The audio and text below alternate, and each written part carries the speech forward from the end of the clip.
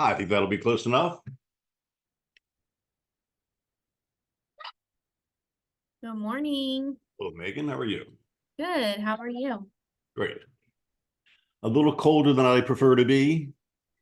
It's one of the warmer days that we've had in the past couple of weeks. Well, this week at least. 5:30 in the morning, it's cold to me. All right. So what are we going to talk about today? So we're going to go over surveys. We're going to talk about what you need to look and see what a survey has that is able to be used. We're going to go over prior surveys if we're able to use those, easements, encroachments. We're going to help the agents better read a survey. So that way, if they have any questions, their clients have any questions, they'll be able to better answer them. And we want to look smart to our customers. Absolutely. We don't want to just look smart. David, you raised your hand. I'm not sure if you want to ask a question or we'll type in the chat.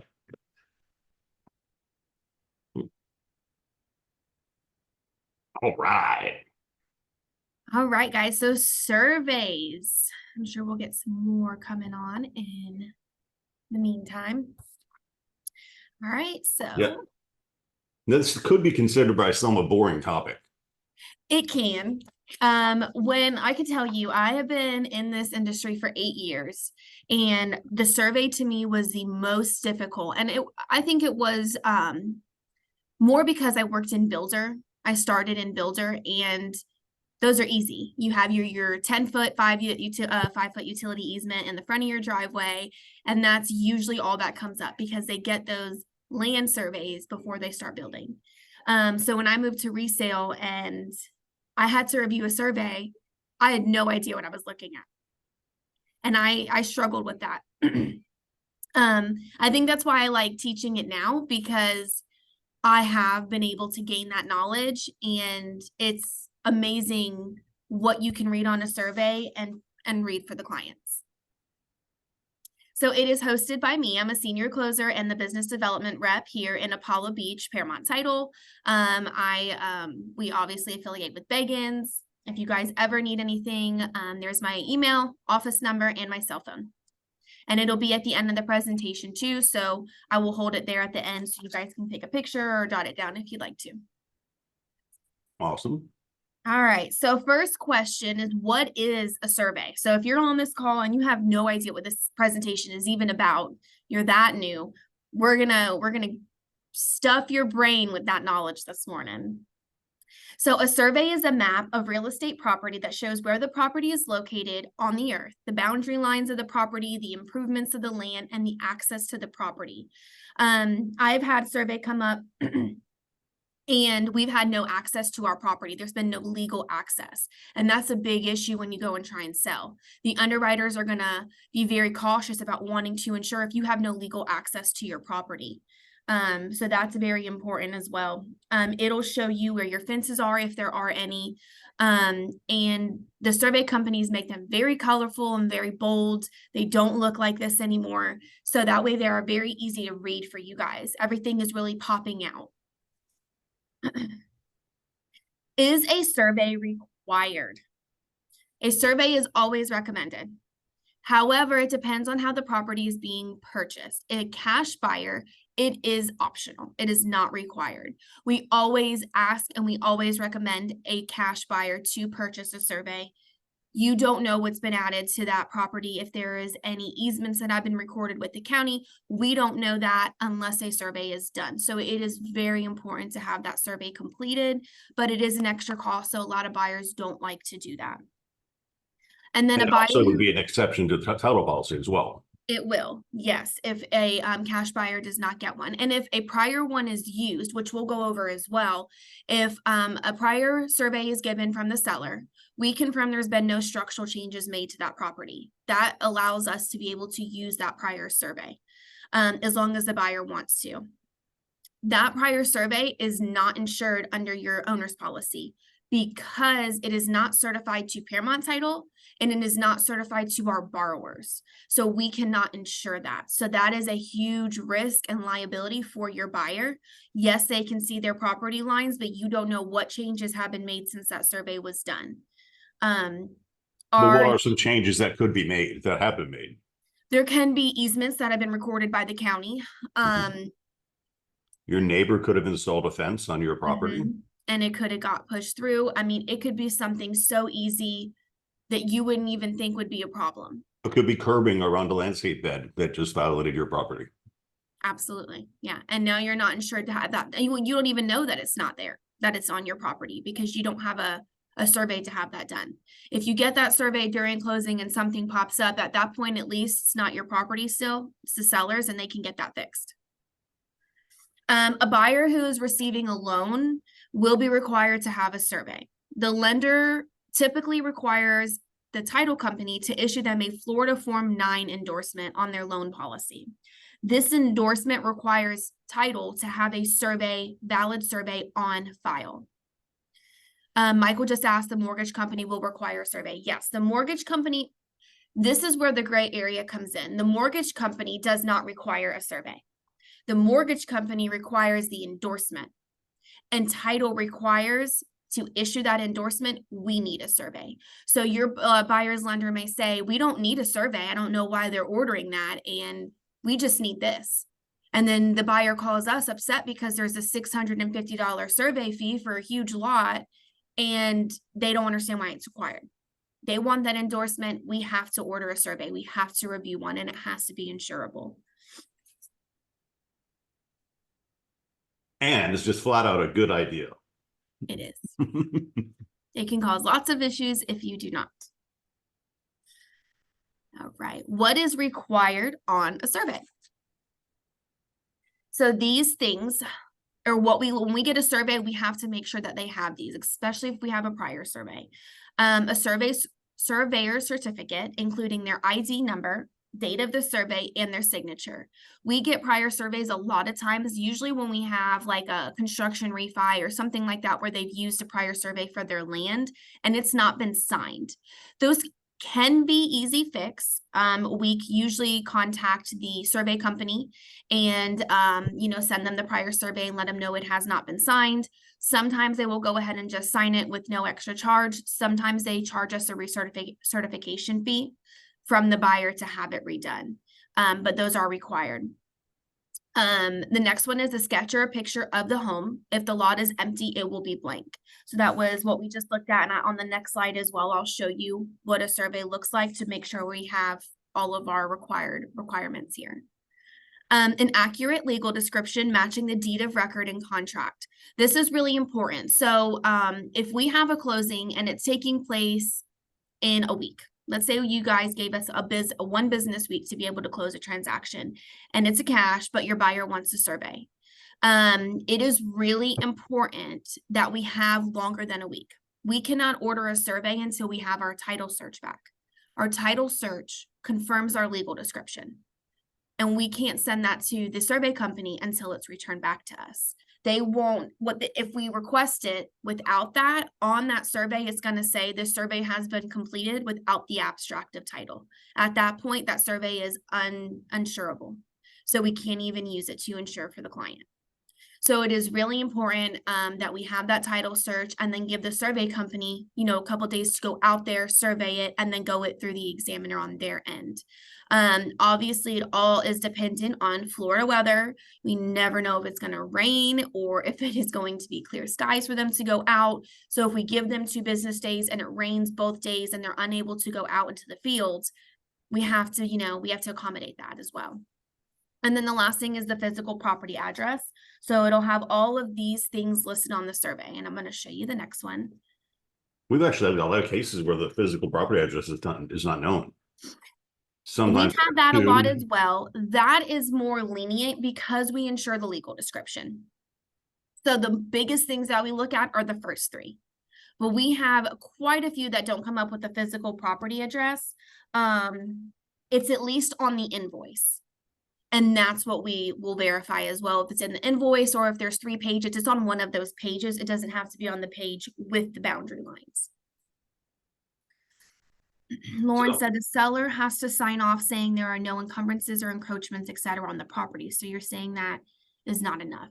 Well, correct, because if the county records an encroachment or an easement, onto their property, the seller may not be aware. So they do sign a survey affidavit acknowledging there's been no structural changes, and to the best of their knowledge, there are no encroachments or easements or encumbrances on the property, to the best of their knowledge. So there could be stuff done that they are not aware of, and that is where the buyer becomes liable. You know, it's very interesting. I was at a mediation last week, and the buyers prevailed. The sellers did not, and buyers did not come to terms. But what was I going to say? It was one of those cases. I was talking to the attorneys offline about an as-is contract really means nothing because the buyer does not buy it as is. And I said, why is that? Why would we even use an as-is contract?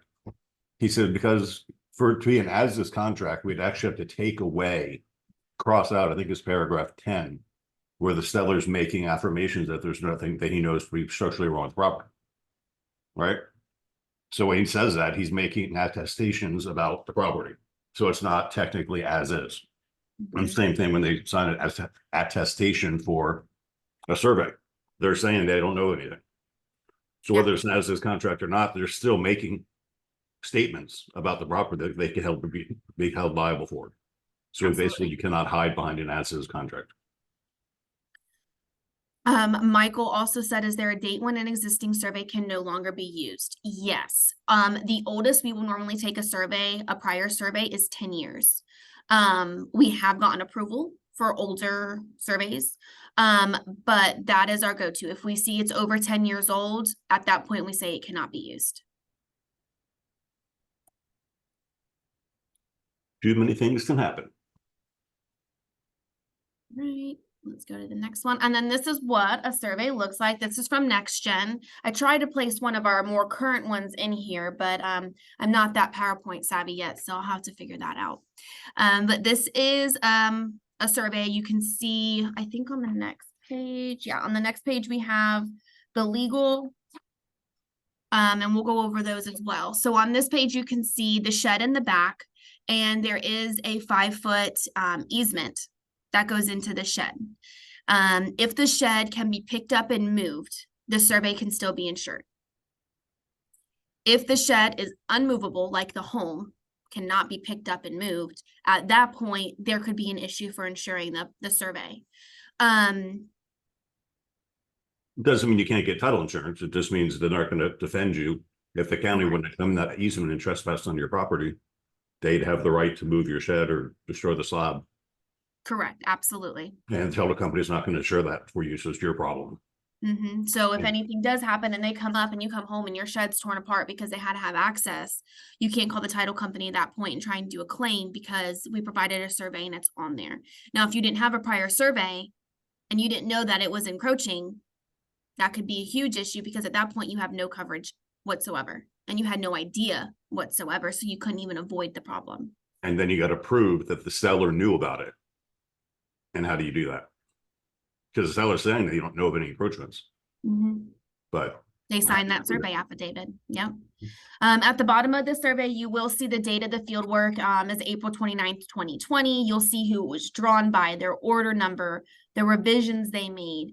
If you get a new survey and it is certified to you, which on this page you'll see it's certified to the buyer, Smart Title, so that would be the title company, the lender, and then our underwriter. If it is certified to you, you can contact the surveyor and give them the job number at any point with questions, copies, anything that you may need on this survey.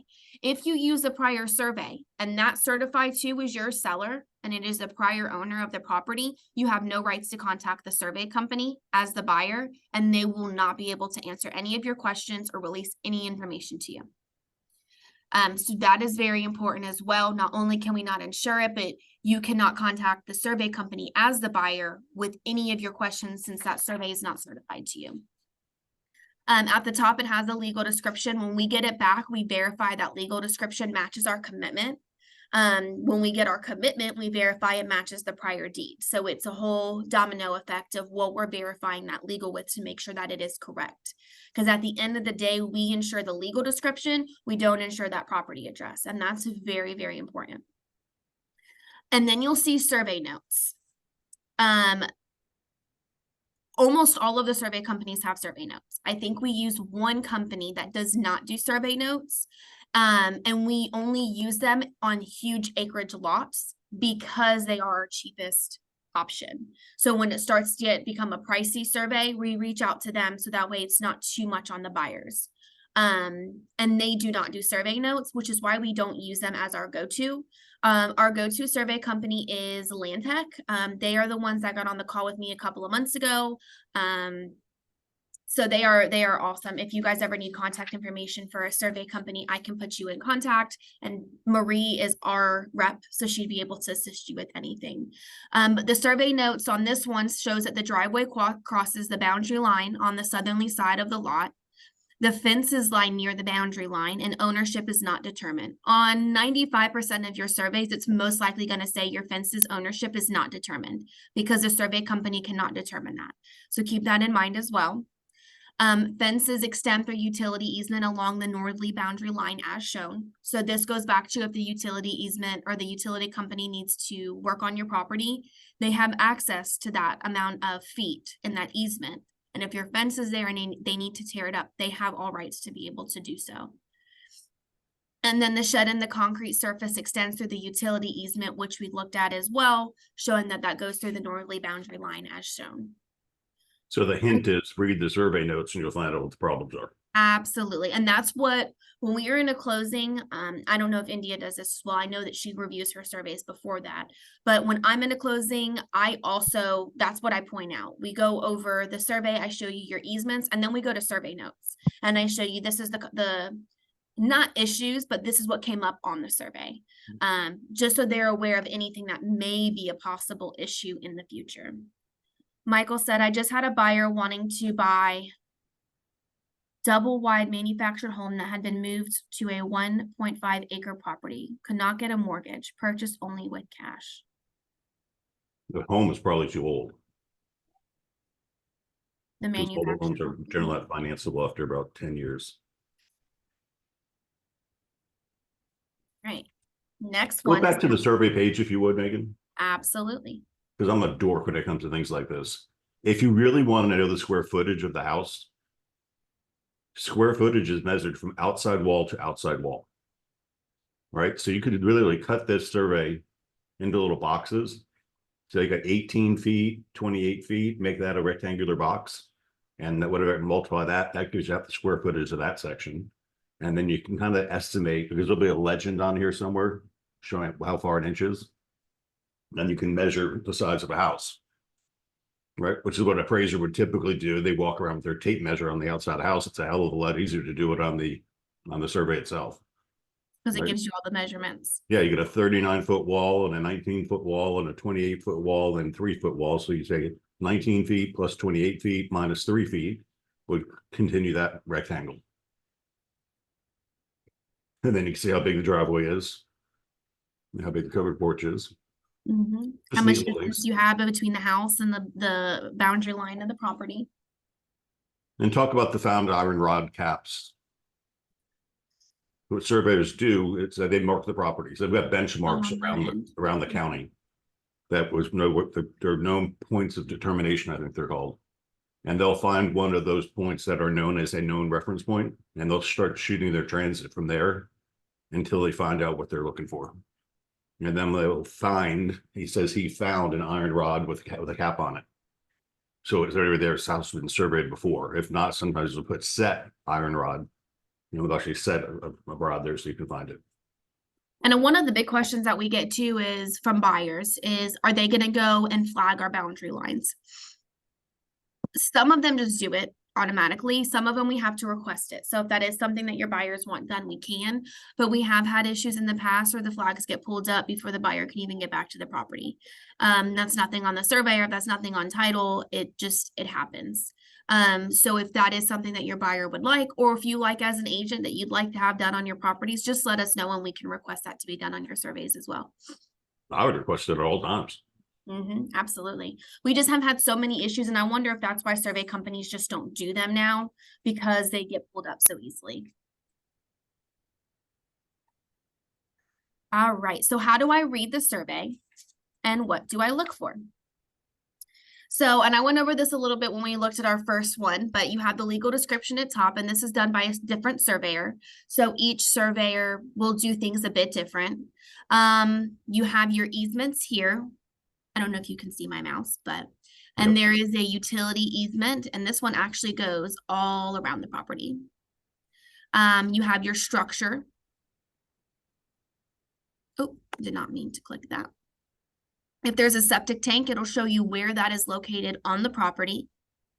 It'll also show you any encroachments. So the propane tank is going through that 5-foot utility easement. So that's showing on the survey. And then it's going to have your certifications, which they're down here on this survey. The last survey we looked at, there were 2 pages. This one, everything is on 1.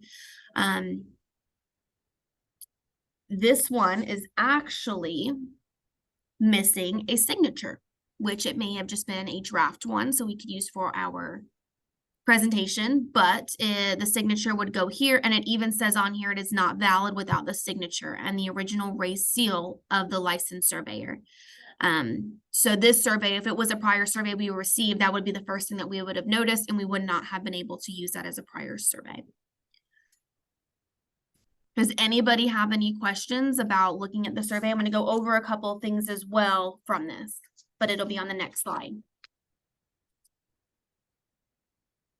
All right.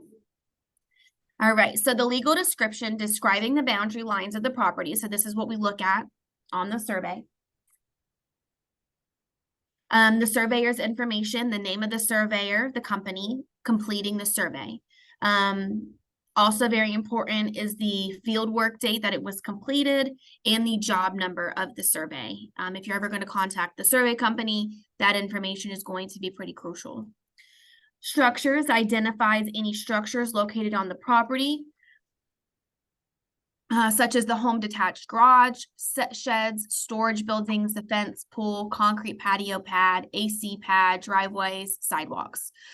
If there are little pavers on the property, those will also be identified. We've had them come up in easements because you can pick up a paver and move it. It's not an issue, but even small things like that would pop up. My neighbor had some trees and brush between our properties removed. The people doing the work were ignorant of iron rod and removed it.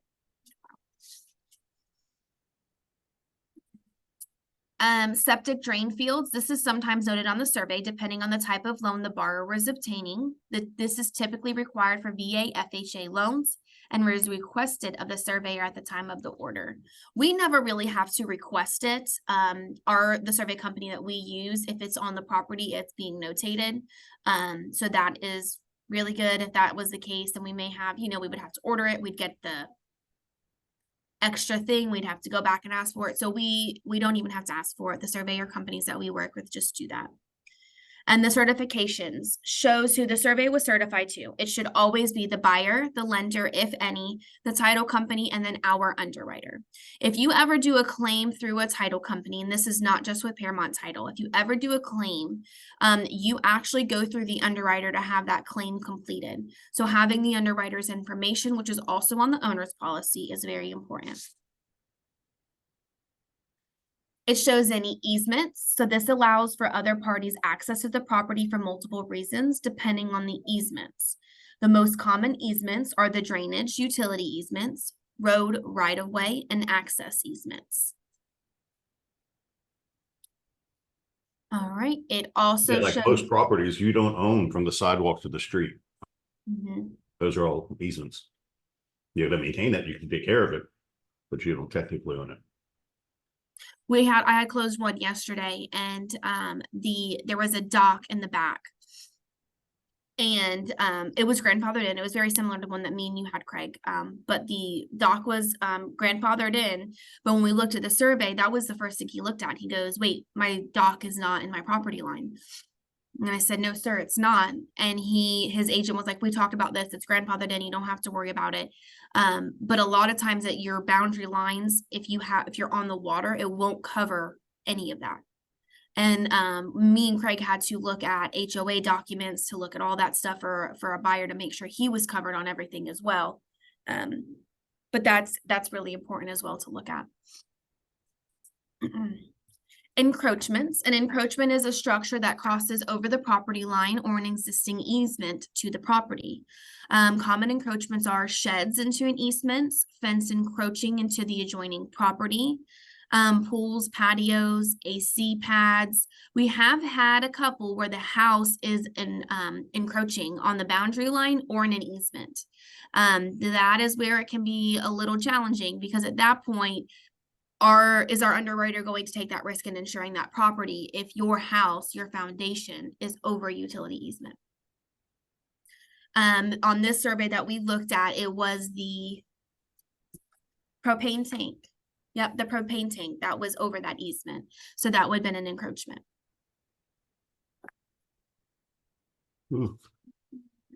I was just thinking, I had one where, and remember, surveyors are humans, and sometimes they make mistakes.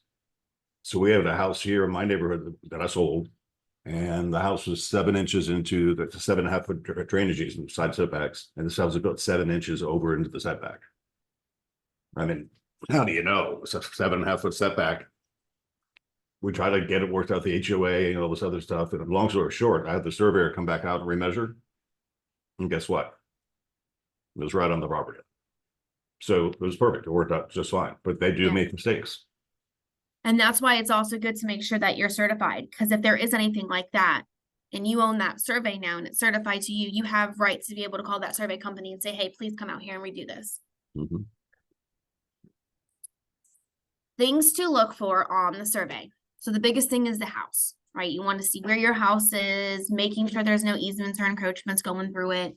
The driveways and walkways, the shed, storehouse, pools, fences, water lines, easements, and air conditioners. Basically any structure that affects the boundary lines of the property.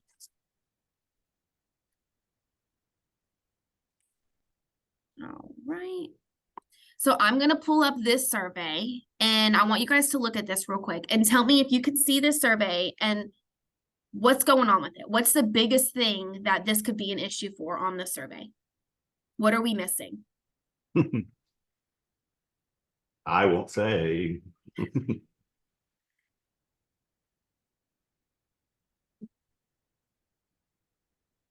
I will send a gift card to anybody who puts it in and gets it right. It's not the path.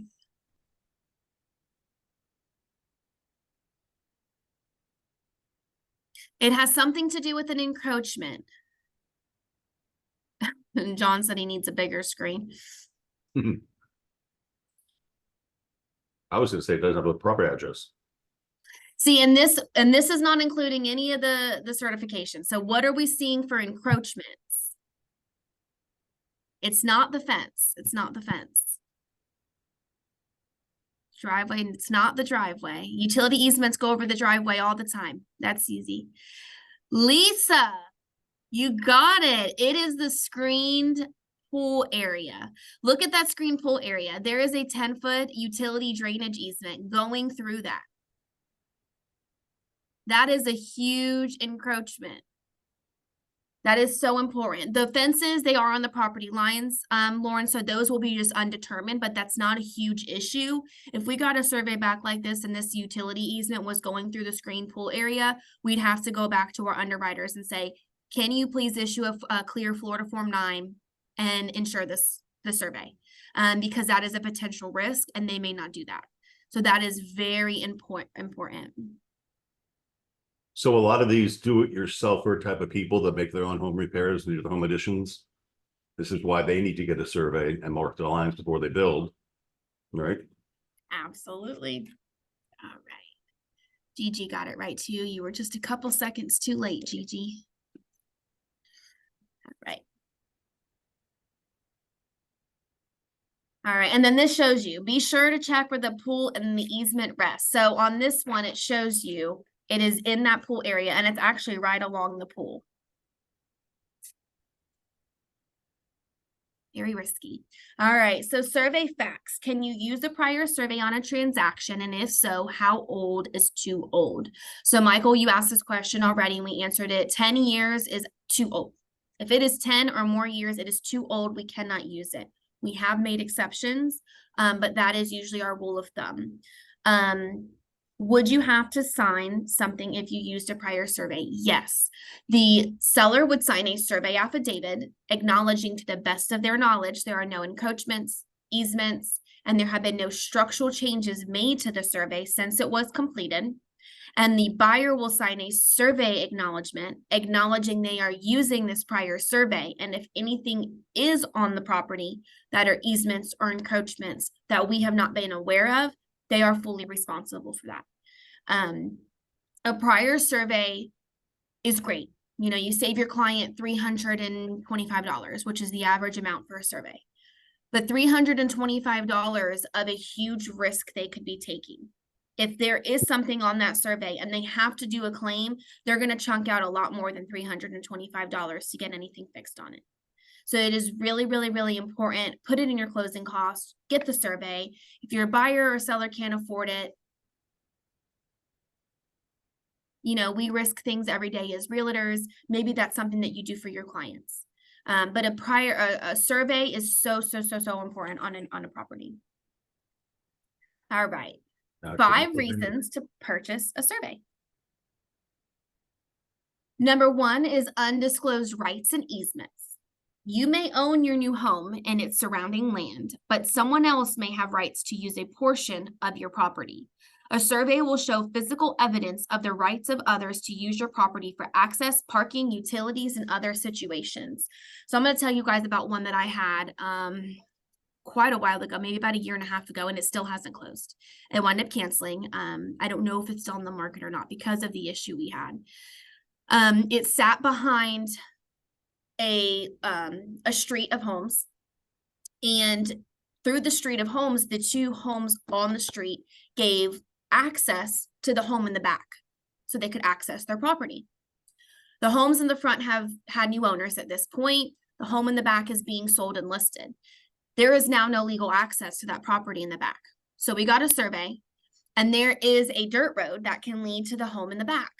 The problem is that dirt road is on, it was on an electric company's land. And there was an easement from years and years ago. I want to say it was over 25 years ago. There was an easement allowing access through that road to the property. But we had to contact the company because there was a mortgage on. They wanted to do a mortgage with this property. And we had to contact the electric company and ensure that they were still allowing access to the home so that way we could put the mortgage on the property and ensure the property free and clear. And they said no. They have redacted the easement that was recorded over 25 years ago, and there is still no legal access to the property. The homes in the front of the property, when they got their new owners, they said you cannot use my driveway anymore to get to your property. There is no more legal access. And we would have not known that if we did not get a survey. If this was a cash transaction and that buyer didn't want a survey, we would have had no clue. Nobody would have had any idea. But because we had a mortgage and we had to get a survey and the agent was doing his due diligence, we made sure we found out all the legal access was done. And we went back and forth for a while trying to get it done, but it wound up canceling because of what was going on, and still have the surveys on it, but it has not gone back under because we're trying to figure out what to do with it. I think Bob Dean had one like that. It was Bob Dean's. That was It was a lot. We had to get with attorneys and calling utility companies. It was a headache. They have one like that in Clearwater, and the home is in the front leased, the access to the property in the back. Yeah, and it's very challenging when it comes to homes like that. And you can get around it if your buyer is cash, because at that point a survey is not required, but then you're doing it behind the scenes and sneaky. You want to make sure everything's done right for your client. You want to have access to your property. Absolutely. It's kind of important. Yeah, and that when on Bob's, the electric company actually wound up putting a fence up. So even if we did approve it with that easement and we never called them, he would have had lost all his access because they put a fence up to block it. So he would have no way to access anything. All right, number 2, undisclosed encroachments. A survey may be the only way to tell if a third party holds a claim to part of your property because their improvements such as a garage, fence, or swimming pool are on your land. So this goes back to having a neighbor who has just put in a fence on the property and it goes 5 foot into your property, but that's not your fence. This is why a survey is important. What happens to the person who no longer has access to his property? That may be a question for you, Craig, if you can answer that one. They're screwed. That's the answer. That's why you don't buy property without a survey. What happens to a person with who no longer has access to his property? He would have to get with a lawyer and have to sue the adjacent property owner or possibly purchase an easement from a willing neighbor if they were so willing. But there's no obligation for a neighbor to sell you a piece of their property. Yeah. And the one we had with Bob, the problem was with the front neighbors, they did not have a legal easement. They did not have one recorded. They had a handshake. And so as soon as that property was sold, the guy was like, well, no, that handshake's not mine. There's nothing recorded. I'm not doing that. And that's where the problem was. Yeah. And the same thing happens with like here we have a lot of shared wells, an irrigation well.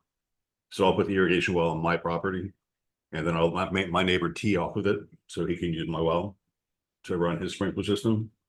And when we do that, we have a well pump use agreement recorded on the property.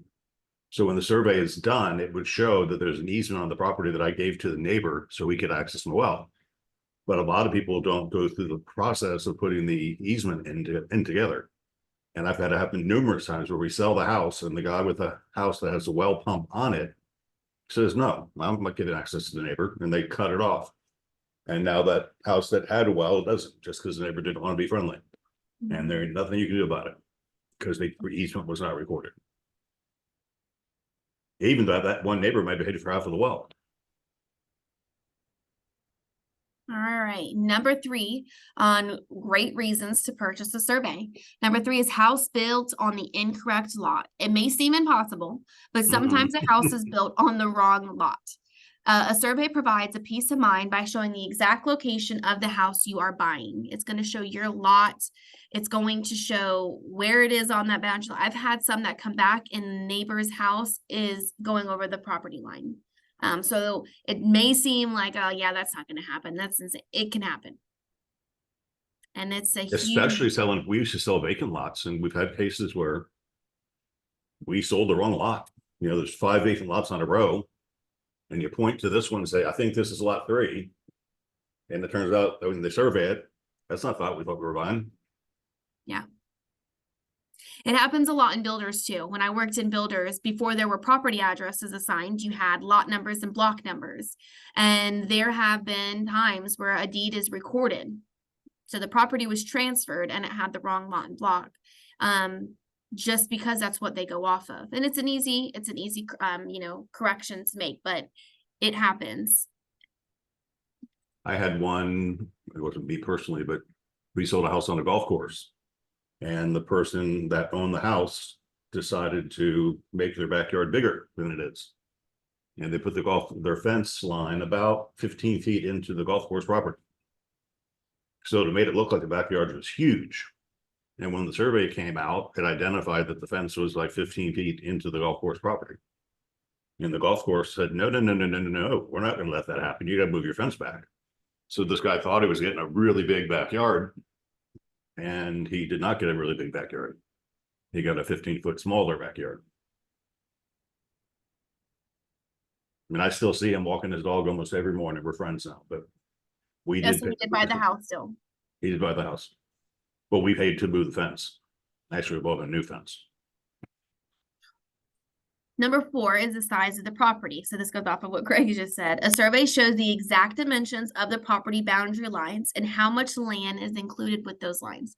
You never want to go off of the fence that you see. And what Craig just said is a good reason why. So getting a survey will show you exactly where. I actually have one that's closing this week, tomorrow. And their fence is in their property line by 10 or 5 feet. So they have all this extra space that they're not using because the fence is just way in their backyard. I mean, and that's an easy thing to do for the buyers, you know, you can extend it, it's not outside of your line, but you thought your backyard would be a lot smaller than it is. The entrance to our development has a wall with the development name. My survey shows that the wall is on my property. Maybe pay to replace Happens a lot. Yeah, Michael,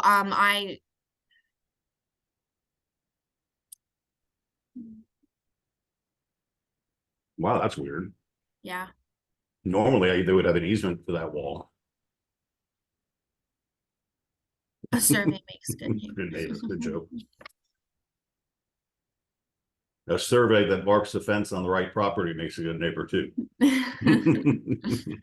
Number 5 is future additions.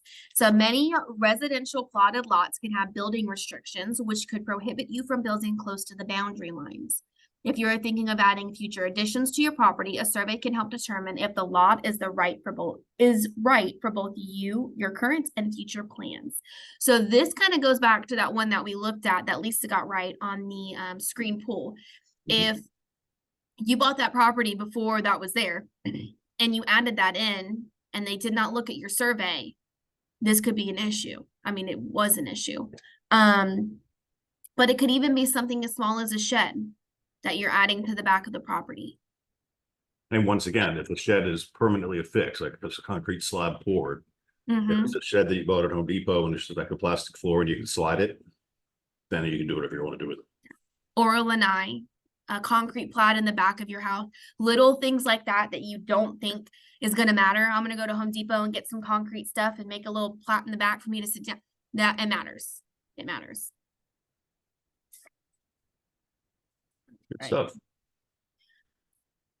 Well, that is actually it. So I'm going to leave this up for you guys to keep my information. If you want to jot it down, take a picture, and then I will take any questions anybody has since we finished a bit early.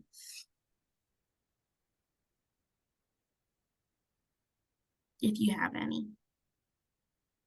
Megan, you did a great job. This is not an exciting topic, but it really is important. And it is. when I do my training classes, I'm just a jerk about it and say, no, you get a survey, period. No questions asked. No question. It's just the right thing to do. But you made it more persuasive. What did you say to ask for every time again?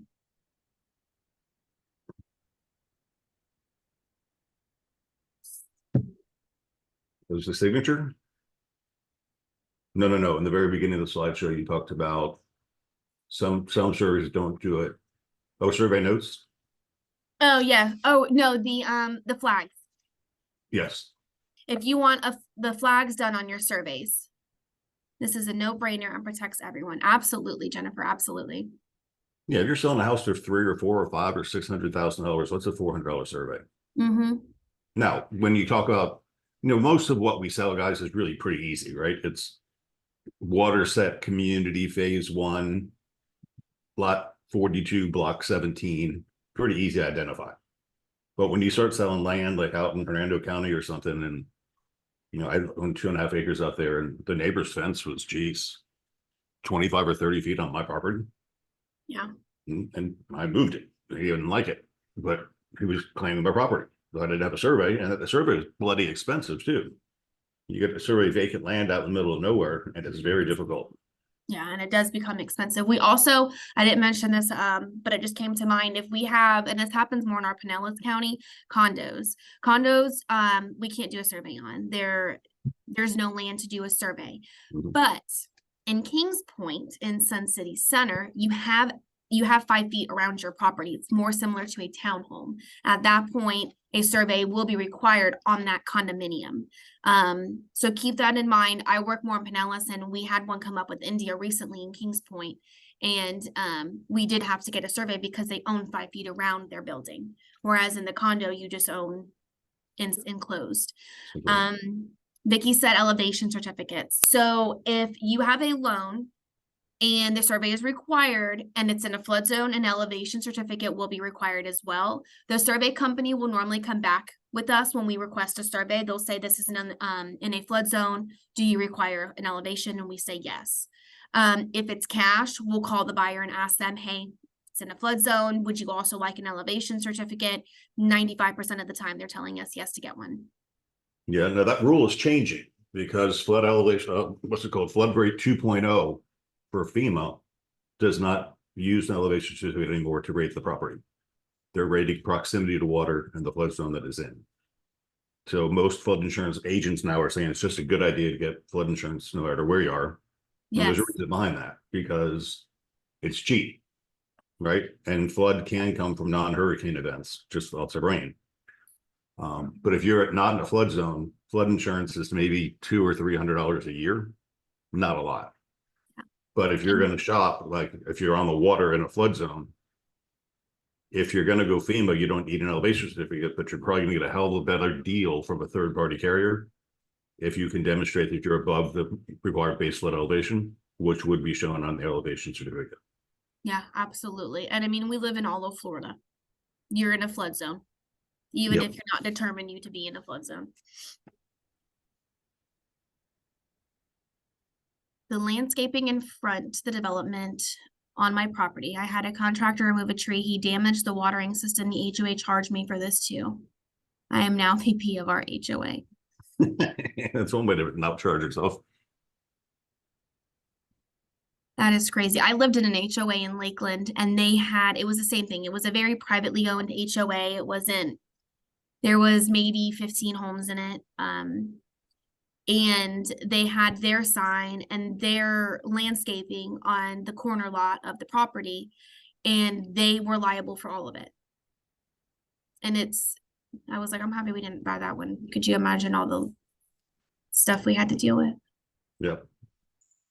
Well, like in Mirror Bay, you don't own to the center of the canal. So when we have docks in Mirror Bay, they actually have a surveyor come out and they survey under the water and they create a legal description and then they lease that land from the Port Authority or from the CDD. And it costs like $3,600 just to identify the land so you can put your dock there. Wow. Now, if it's already there, you're good. But when we were building the new houses, that was an unexpected expense we did not know about. Any more questions? Maggie, you did a very good job explaining it. Thank you very much. Thank you. Absolutely. If you guys need anything, just reach out to me and let me know. Yep. The takeaway is recommend a survey to every buyer, whether they're paying cash or not. Get a survey. Okay. And today is Thursday, December 14th. We're about 13 minutes early. Heck yeah. And then for January, we are going to, if anybody is curious about what our call will be, we are going to be refreshing our memory on Title 101, be starting the new year off right. And then we're going to start, the first couple of months, we'll be going over our resources we have. So if you need some refreshers on that, please join us and I'll send out flyers to Craig when we get closer. Hope you guys have a happy, a Merry Christmas and a Happy New Year. Okay. Happy Thursday. Happy Thursday. Thank you.